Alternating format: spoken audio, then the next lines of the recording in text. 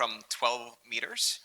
That what you do in my little village. I'm from Norway. I live in a small village, 350 people, 27 people in my school and 4 people in my class. And every year, all the 12-year-olds jump from 12 meters. So I was scared. I was really, really scared. All my friends, of course, jumped immediately. I was standing there. The whole school of 27 people were like clapping and cheering me on. And after maybe 20 minutes or something like that, I decided that I was going to do it. I just like, okay, don't think about it, just jump. So I kind of ran and I changed my mind the last second. So I slipped. I bumped kind of my side into kind of this was a mountain because I'm in the mountains. It's not like a fancy diving board. And I basically face planted in front of my whole school, and I got like a blue mark, like a bruise from my ear and down to here. And this was the last day before summer, and I was supposed to get my first girlfriend at the time or something. So, but I just looked like an idiot. But that was one of my most important lessons in life. Is like, if we want to do it, just go for it instead of just doing things half-assed, because then you will just look like an idiot, right? So I've been doing that all my life. I've been an entrepreneur my whole life. I've been doing business in different ways since 1999. So I'm a dinosaur. But for people who are maybe in their 40s, they might remember this phone here that was released in 2006. That also kind of changed my life in a lot of ways, because I used to be a developer, and in 2007 I developed the first MMS gateway in the Nordics, where you can send a picture on your amazing phone that had a camera, which was actually a new thing around those days, to a website. And that image will then magically appear on a website. And I launched that as a service. I've read online that Google had something called Blogspot, and I wanted to make something similar. So that was kind of my first business that took off. So over 10,000 Norwegians signed up on that within a few years, and I sold that as my first company when I was 21. And the point of saying this is that this was maybe one of my most kind of exciting times, just developing and feeling like you're creating new things. And since then, I've had a lot of fun. I've done a lot of things, but I also kind of gotten older and more relaxed and more balanced. And so today I run a marketing agency with my wife and with Chris here. And this is kind of our ideal clients. This is Renate from Norway, and we help small e-commerce businesses to grow. When she started with us, it was around $70,000 in like real yearly revenue, and now she's closer to 8 million in just 4 or 5 years, which is amazing. So over the years, we kind of developed this thing. We kind of got into the groove. We have 73 clients. We don't have any employees. We do subcontractors from different countries. So it's a very like relaxed thing. I talk to my clients maybe 1 to 2 times a year.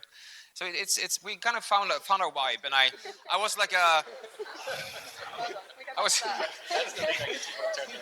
I felt like I had, and also when kind of we got Chris on with the agency, because I felt like I was almost getting a little bit lazy and laid back, right? So I needed some kind of a challenge, and when Chris came on in December 2024, we kind of started challenging each other a little bit, and we grew a lot since then, but still a very nice balance. I don't bring my laptop back home. I pick up my daughter from school every day. I have 9 weeks of vacation every summer, which I know is uncommon in the US at least. But I was kind of living the good life, but also maybe a little bit bored, but enjoying being a little bit bored. And then after just being a little bit, okay, I need to just try to explore a little bit more of this AI thing. And we do a lot of AI things every day, but I guess we all heard about OpenClaw and how dangerous it is or how amazing it is, etc., etc. And I tried to set it up in a virtual machine before, didn't really stick, didn't really like it. But the 18th of February, I fell down like the rabbit hole, like deep, deep, deep into the rabbit hole. I just put my daughter and my wife to bed, and I was just sitting there. I usually don't kind of tinker around, but I got my old laptop up. My wife had kind of a broken screen, and I installed OpenClaw on this machine. And then I coded all night. I fell deep into a rabbit hole. And one of the reasons I put Chris into our company was because I've been afraid of AI pushing the buttons for us in Ads Manager and everything for the last 6 years. So we have a lot of other businesses that's going really well, so that if the main business went away, we can just kind of cruise on the other businesses and then figure out what the hell we're going to do.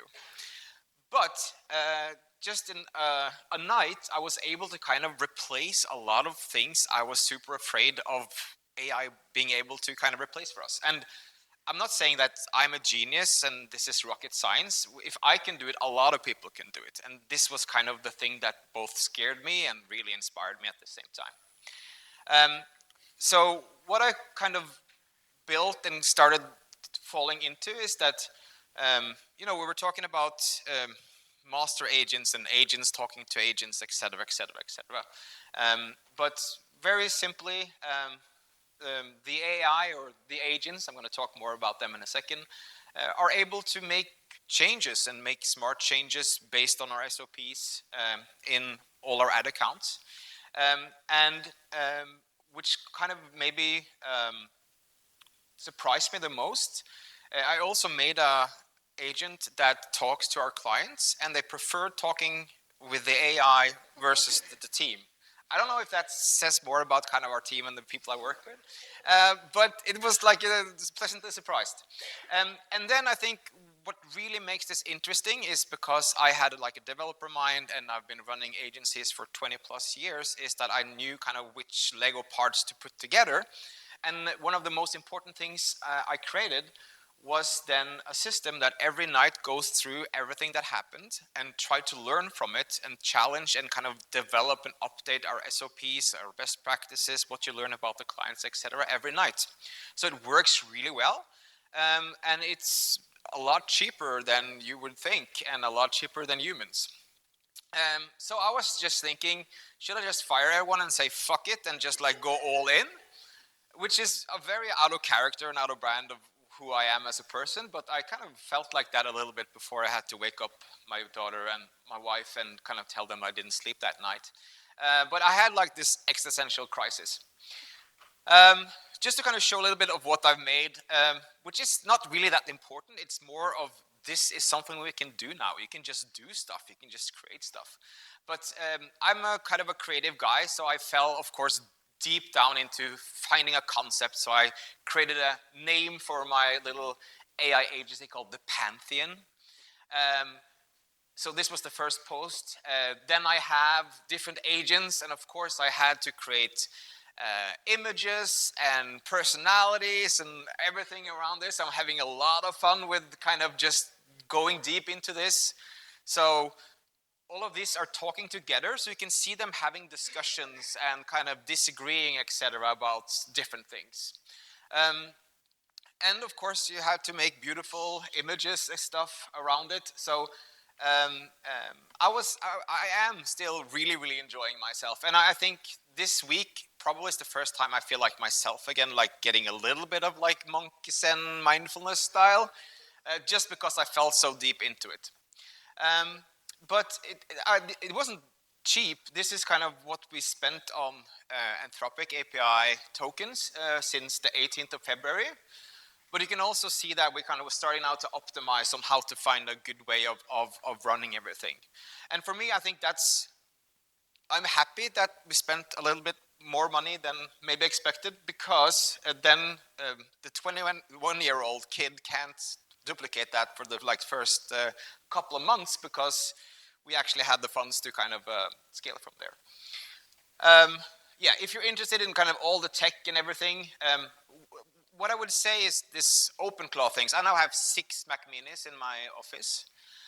One of them is running the Pantheon. I have one that's kind of head of sales. I have one that does accounting for us, etc., etc. And it's kind of scary and magical at the same time. But my point is that this OpenClaw technology is not what's making this possible, right? So we created a website and some databases and some structure, and OpenClaw is just a way for them to come and communicate and fill in the data every night of doing automations and processes. And it's just easier to talk to that than it is to kind of talk to developing or doing something like that. Again, but I'm having so much fun. So my workers who are creating the Pantheon, which is these Greek gods, are of course Vikings, since I'm from Norway. And they do things like, they stopped responding, and he got back and said, I accidentally knocked myself out for a minute. I won't touch that button again. So this is Ragnar, which is kind of my main god, main builder. And then we have Floke here, who has also a lot of personality. In one time, it made a poem for me just before I went to bed. And Chris made a song out of it that you can kind of listen to later if you want to. But my main point is that it's just so much fun creating and playing around with this and making things, I wouldn't say human, but making it fun to build and interact with is for me an important part of all of this. We also accidentally kind of replaced the whole HubSpot thing and a lot of other Kajabi and all that stuff. So already before we have kind of implemented everything, we're actually saving a lot of money on this. HubSpot, for example, is so bloated and you don't need all that different stuff, and just kind of chatting with your OpenClaw agent about what you really need and how that they help build things is amazing.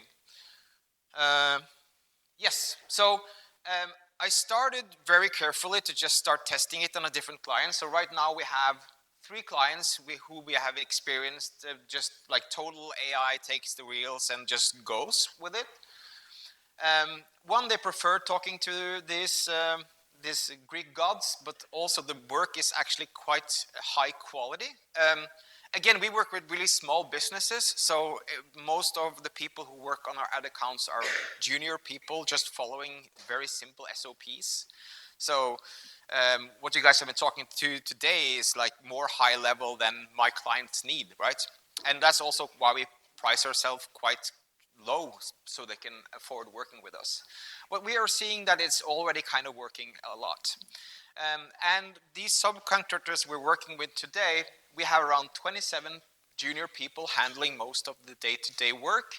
And then we have 5 team leads who are basically making sure that the junior people are doing their job.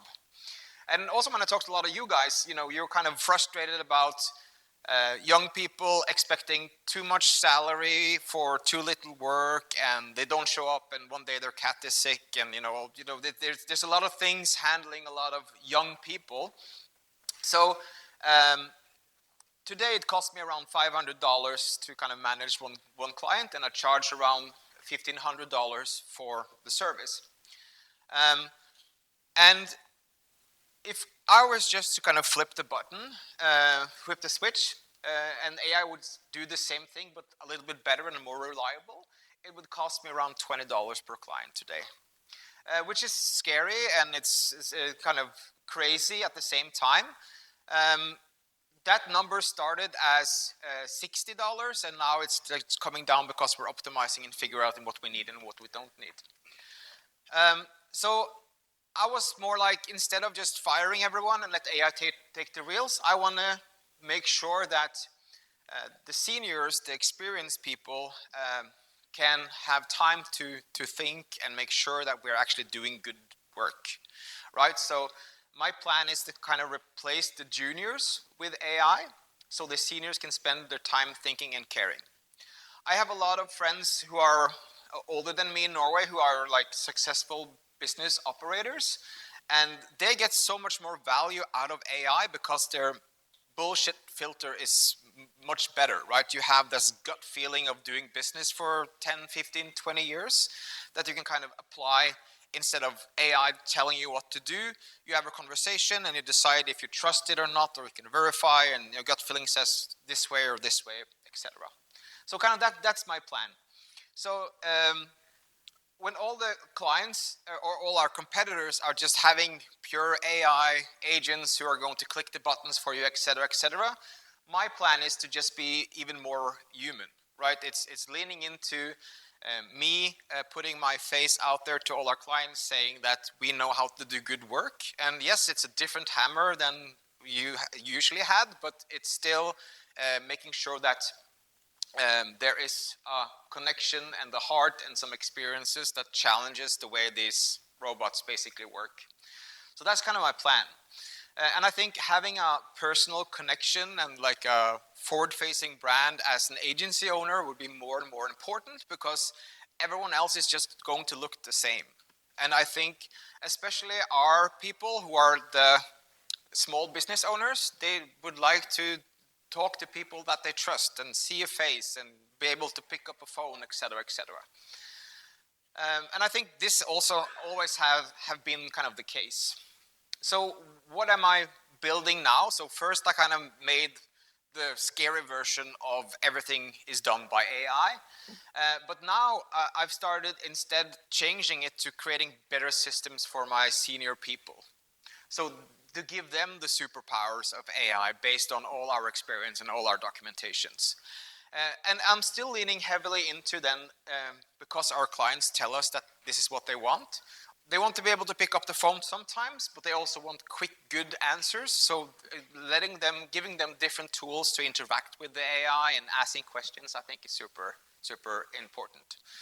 So what we're doing now is that all our subcontractors, all our partners are getting their own dashboards with different tasks given by these AI agents every morning. It will kind of talk about the problem, recommend an action, the context of it, and then the senior guys will then mark it as relevant or not relevant, and that will also go into the feedback loop, so my documentation, everything kind of becomes better and better. Giving them just more insights, not like overload insights, but just the relevant things. That's kind of what I'm doing. And a really cool thing, so Iris, which is kind of the Greek god my customers are talking to, I also created the same now for the agencies that I work with. So now they can have like a portfolio-wide intelligence that are telling them how they're performing, underperforming, who should they focus on, etc., etc. And the team is also reporting that they love this way of just interacting, getting really, really focused advice on how to operate everything. Yeah, so there's still a lot of open questions, and I'm still freaking out a little bit. But I feel like I've landed a direction that is kind of more aligned with my values and how I want to kind of operate as a business owner, and also how I want to kind of show up for our customers. So less monkey work, less things that anyone can do with just pushing the buttons. The robots can do that, and more thinking and caring.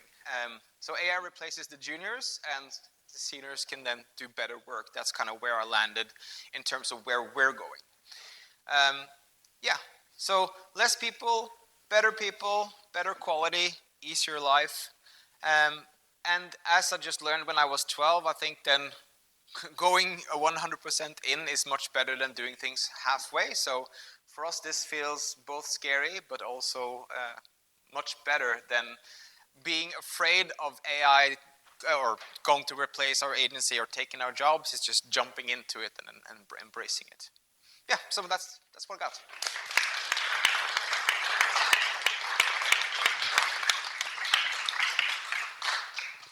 Who has a question? Okay.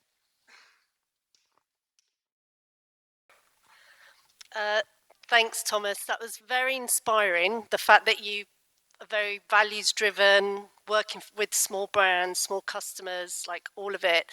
And I love how you've gone, you went from sort of firing yourself almost to then going back to helping your team and your customers. My question is, how will junior people, how will entry level people, this is a bit of a existential sort of question, get experience if we're all thinking along those lines of using AI to replace those sort of junior roles? I think that's going to be a big societal problem going forward. Because again, also if you look at education, all that stuff, because of AI, you don't have to remember everything. You can just look things up, right?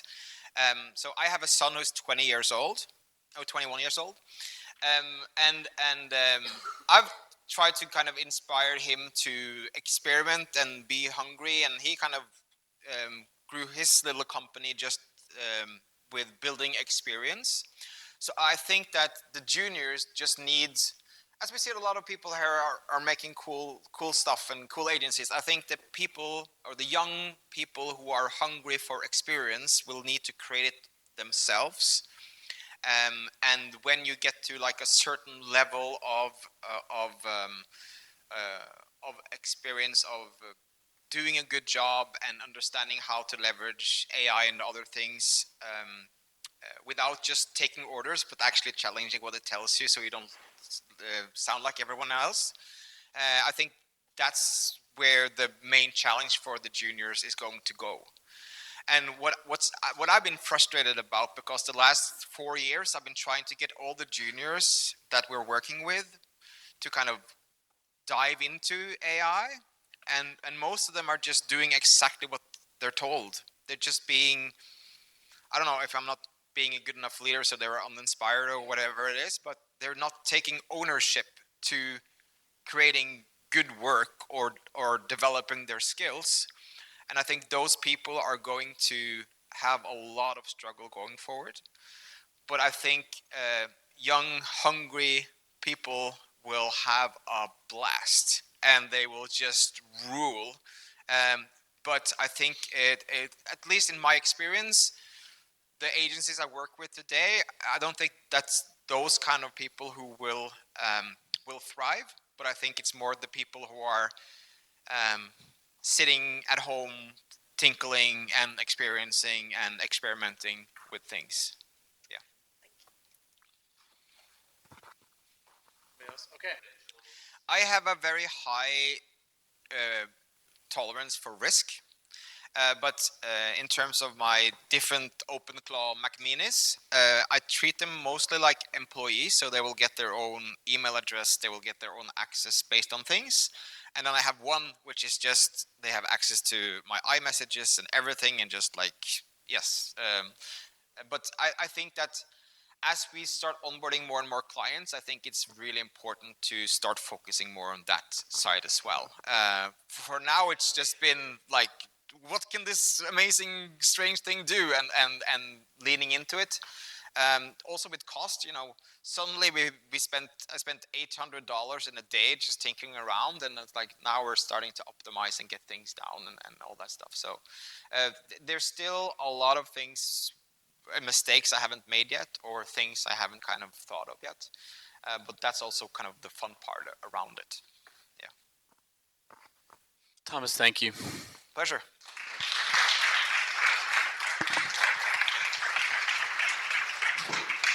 Okay, well,